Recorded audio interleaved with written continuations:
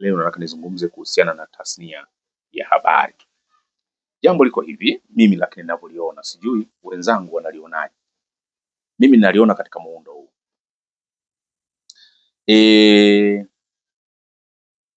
Hapo nyuma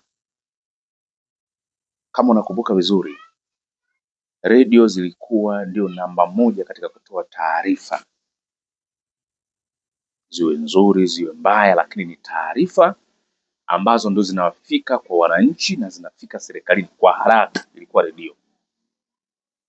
Leo hii redio zimekuwa watu hawazisikilizi sana, na hata wewe ambao unanitazama nikikuuliza mara mwisho ulisikiliza redio lini, lazima utaniambia ni muda mrefu kidogo, kwa sababu sasa hizi mambo mengi sana yanatumika kwenye simu.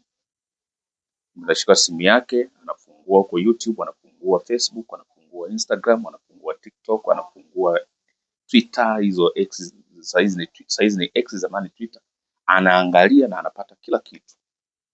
Sasa nini ambacho nitaka nizungumze? Hasa nitaka nizungumze na Wizara ya Utamaduni, Sanaa na Michezo. Na kwa bahati nzuri saizi yuko Bwana Makonda pale. Umeona Hapo ndio nataka nijikite sana. Yaani kuna wakati unajiuliza kwamba hawa jamaa wanatazamaje hii tasnia ya habari, wanaitazamaje?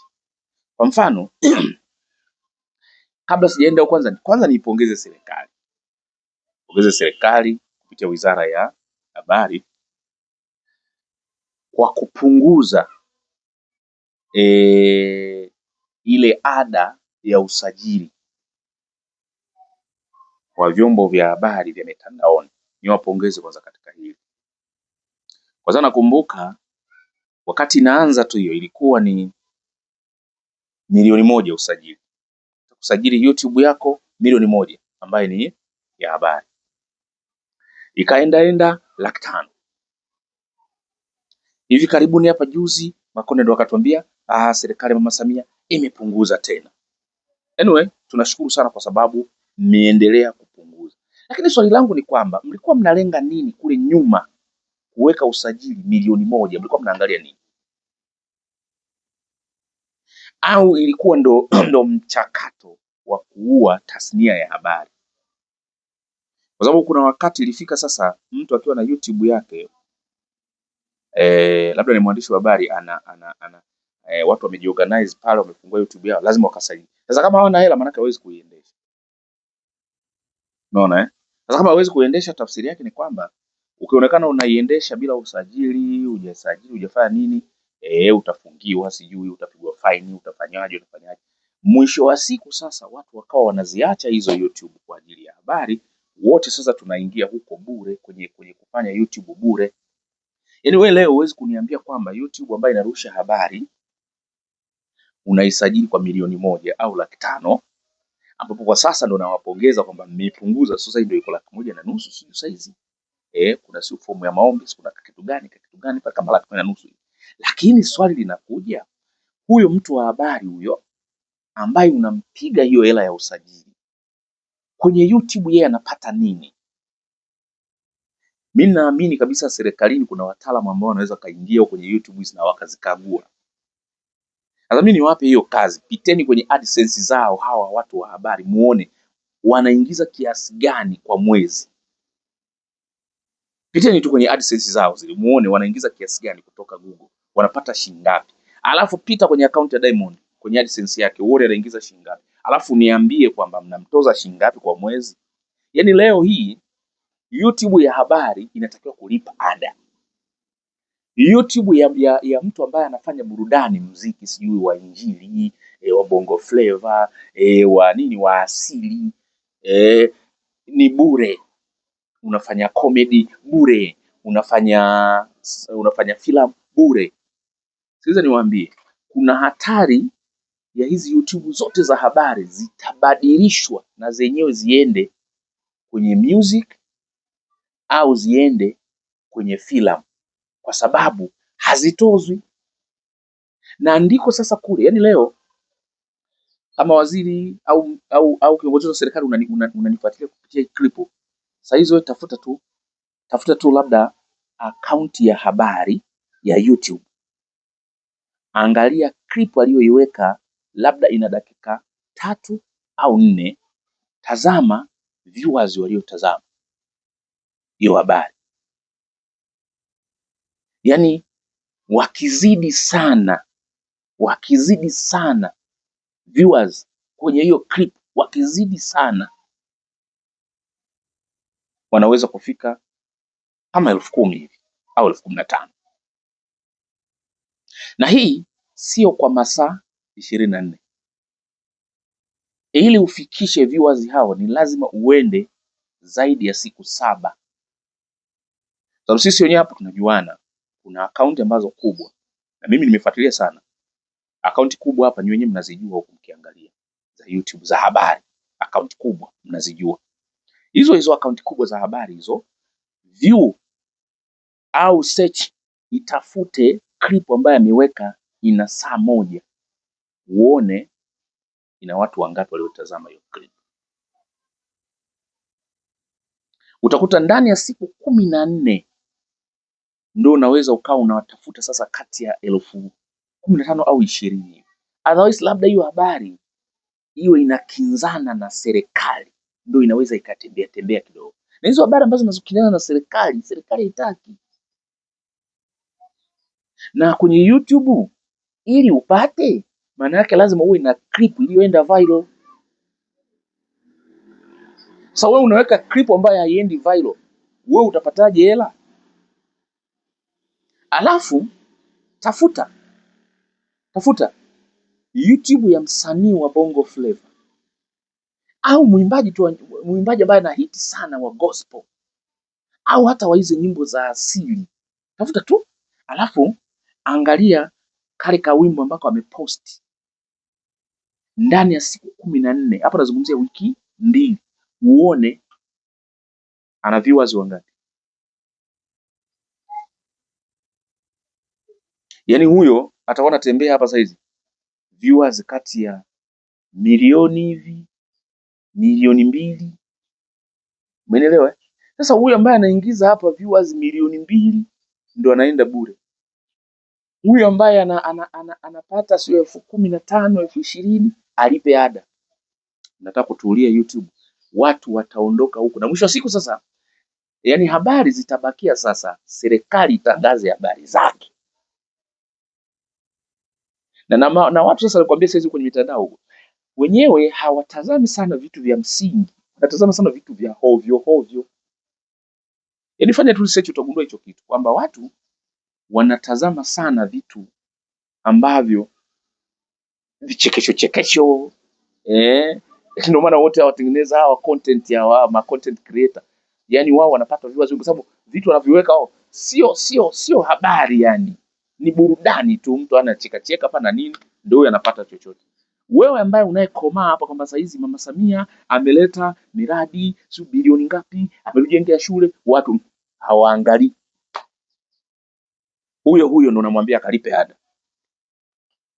Yaani mimi nakazana kabisa kwamba rais wetu wa Jamhuri ya Muungano wa Tanzania Mama Samia Suluhu Hassan ametuletea bilioni 200 kwa ajili ya ujenzi sijui wa kitu gani, anajenga sio madarasa, anajenga sio kijini, anafanya sio, watu hawaangalii. Huyo ndio unamwambia akalipe ada, ambaye huyo yanakomaa yani kutangaza miradi au shughuli zinazofanyika na serikali. Huyo ndo unaminya yani kwamba lazima utoe ada. Lakini yule ambaye anakaa na chekesha tu unamwacha. Umeingia kwenye AdSense account yake ukaona anachoingiza. Kama muelewe na wabumburua hicho kitu. Hao wanaochekesha hao wanapata fedha nyingi kuliko wanaorusha habari serious, kwa sababu viewers hawatazami, na wakitazama ujue hiyo habari inakinzana na serikali au ya kuichafua serikali ndio wanatazama. Lakini habari ya kuwaeleza wananchi kwamba serikali imefanya jambo fulani zuri hawatazami. Sasa mimi hiyo sijui, sitaki kuelewa ni kwa nini. Sijui ni kasumba tu, sijui ni kitu gani, mimi sielewi, lakini hicho kitu kipo. Sasa leo nikaona niwaambie serikali, kwa nini msiwatazame hawa wanyonge ambao wanaopambana kuzitangaza hizo habari za serikali ambazo serikali inafanya mambo mazuri kwa wananchi wake, ili mambo haya yafike moja kwa moja kwa wananchi. Kwa nini hawa watu msiwaache na wao free?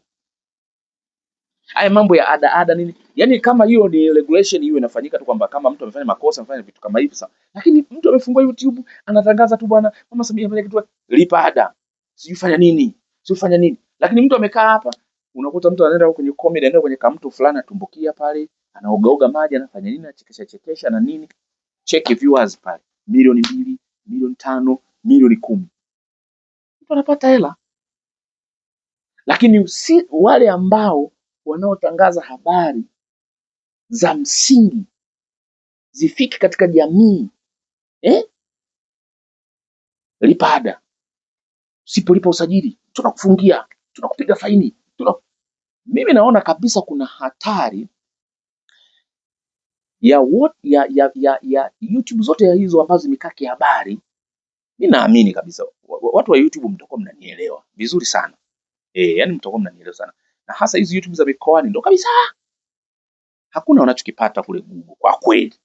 Sana sana wanategemea press conference, labda kiongozi fulani akalipe sio viposho vya 60,000 50,000 sio laki, ndio wanavyovitegemea. Lakini huwezi kuniambia kwamba eti mtu huyu atakwenda kule kwenye AdSense, Google AdSense kule account atapata fedha mwisho wa mwezi. Yani kadogo. Kwanza kutimiza $100 ni issue. $100 zenyewe kuzipata hizo ni kazi. Na ndio maana watu wanaweka habari ngumu ili watafute hizo $100. Sasa nyinyi mnakazana, wanalipa kodi. Wanalipaje kodi sasa kama hawapati kitu?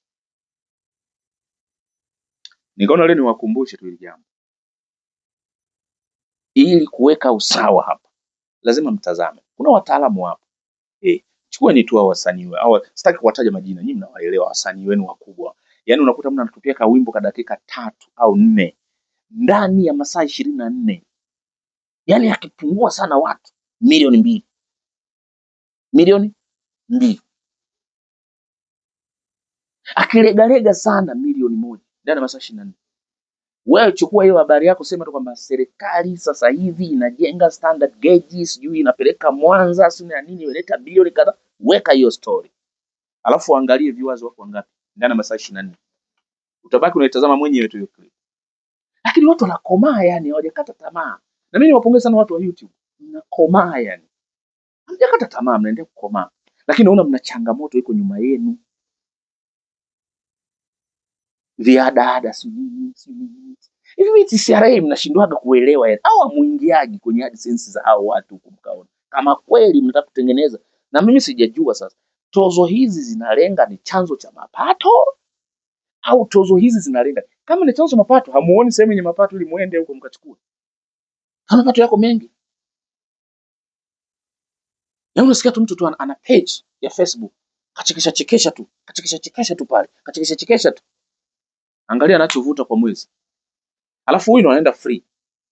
Sasa wote wa YouTube, mimi nawashauri wa YouTube wenzangu, mkiona haya mambo yanazidi sana, tuache habari hizo, twende kwenye wote tukachekeshe huko. Alafu tuone taifa linaenda wapi. Taifa ambalo litakaa bila vyombo vya habari, twende huko. Wako kama saa hizi redio hazina kazi kabisa. Watu watazama redio saa hizi. Sasa nasema afadhali kama redio watu watazami, kwa sababu sasa tumeenda kidijitali. Watu wana smartphone, wanatazama habari zao sasa hizi kwenye simu. Basi hao watu wa YouTube waendelee kutubeba, kutueleza habari mbalimbali. Mbeya kumetokea mafuriko, sio Manyara kumetokea mafuriko, Dar es Salaam kumetokea nini? Tunaangalia YouTube tunaona.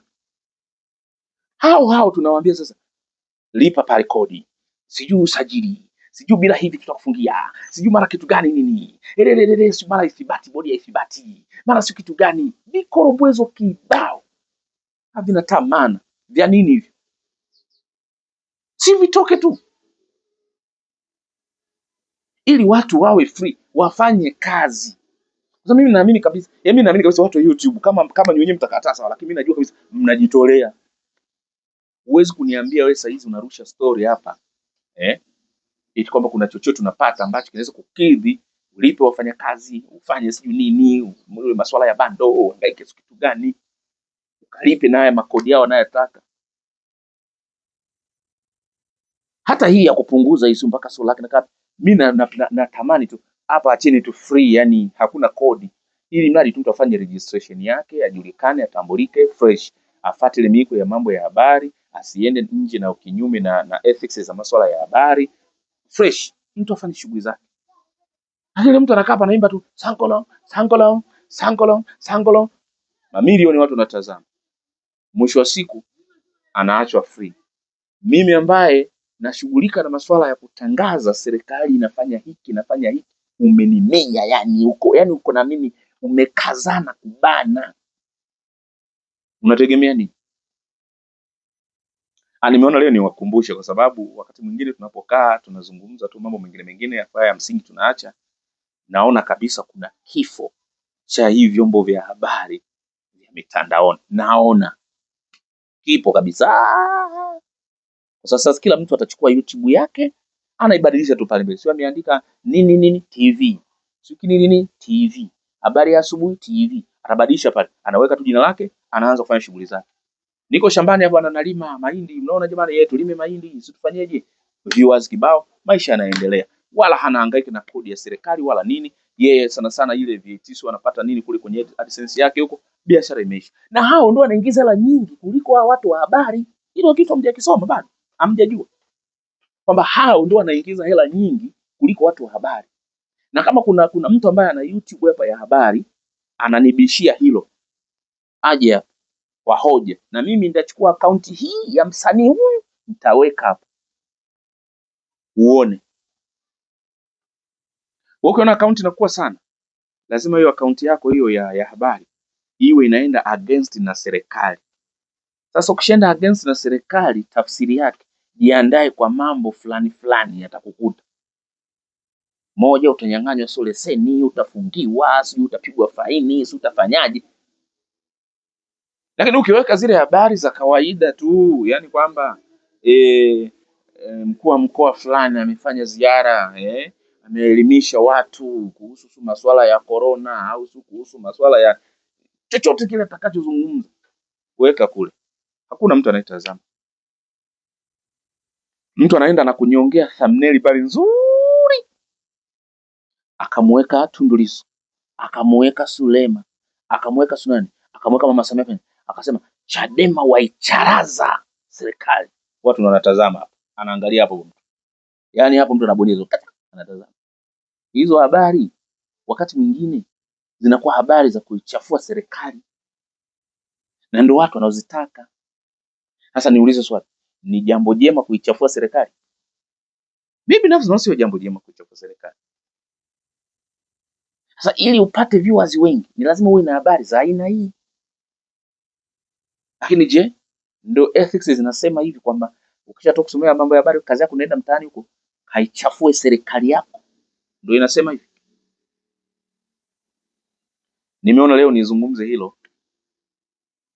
Bwana Makonda, utakuwa unanitazama, tazama hili jambo kwa kina, wapeni hawa watu fea kubwa, kwa sababu wanafanya kazi ya kujitolea. Vinginevyo kila wizara ifungue YouTube yake, alafu mkafanyage wenyewe, mtaona kitakachokuwa kinaendelea. Mtaona kitakachokuwa kinaendelea. Naomba niishie hapa, mtakuwa mmenielewa vizuri sana, nategemea mtalifanyia kazi kama vile ambavyo sasa mnaona radio za hizi hazifanyi kazi. Mimi sijui nisikizaga radio mara mwisho lini, hata sikumbuki, lakini sio kwamba sipati taarifa, napata taarifa zote. Sasa hizi radio ukiingia huko zimechoka, wakienda kwenye matangazo, tangazo mpaka shilingi 50,000 radio. Mtu saizi kutangaza redioni na kutangaza mtandaoni ni bora, anaenda bora katangaza mtandaoni kuliko redioni. Kwa hiyo tafsiri yake ni kwamba watu wa redio wako hali mbaya. Unaweza kukuta redio hata zisi. Zamani ulikuwa unapanda basi unasikiza redio, unatoka labda Bukoba mpaka Dar es Salaam kwenye basi unasikiliza redio. Sasa hizi mle ndani wanakuambia hivi, wanaweka flash wanaangalia movie, au wameweka kingamuzi wanatazama filamu, sio habari. Mimi nimewahi kupanda gari inafika saa 2 usiku hawaweki channel ya habari, wanaweka channel ya movie. Tunaendelea kuangalia bongo movie. Utawaambia nini hao watu? Kwa mtu akitaka habari atakiwa achukue simu yake natazama, kumbe hapo kuna habari inaendelea hii. Na wanaorusha ni wale ambao lazima wawe na YouTube ya habari. Lakini hao sasa ndio wameminywa. Hakuna kurusha ukasajili sijui fomu ya nini, ada sio ya nini, sio korokoro gani, au vitu mimi sio sana kuelewa. Hivi mnashoga kuelewa au tatizo liko wapi? Hivi kuna uhusiano gani wa kuwa na leseni na mtu ukiuka maadili ya habari? Kuna uhusiano gani hapa? Kwa sababu mimi siamini kama leseni ndio inayemlinda mtu eti asikiuke maadili ya habari. Mtu anakiuka maadili ya habari, kuna mambo kadha wa kadha anaweza katokea pale. Moja, inaweza katokea kwa bahati mbaya mtu kuteleza, lakini mtu huyu anaweza kawa hana leseni lakini hatarajii kuteleza. Sawa, amesomea. Unaona? Lakini jambo la pili, mtu anaweza kateleza kwa sababu habari zenyewe sasa haziendi viral. Sasa anaamua kutafuta habari ambazo zitakuwa za hovyo hovyo aweke pale ili angalau afanye nini. Kwa hiyo mimi niwaombe tu katika hili mjaribu sana kulitazama, sio jambo jema litakwenda, kwa sababu kila YouTube saizi ikiingia kwenye vichekesho ikaanza kuchekesha na wakawa wanajipatia riziki, tafsiri yake habari tumekosa, hatutakuwa tena na habari. Kwa hiyo tasnia ya habari itakuwa imeishia hapo. Lakini natamani sana watu wa habari wangepewa fair, tena wasitozwe hata mia, kwa sababu shughuli wanayoifanya ni kubwa na ya kujitolea. Hicho nilichokuwa natamani. Tutaua vyombo vya habari, mtakuwa mmenielewa. Asanteni sana kwa kunisikiliza, asante sana kwa kunitazama, mkalifanyie kazi. Chao.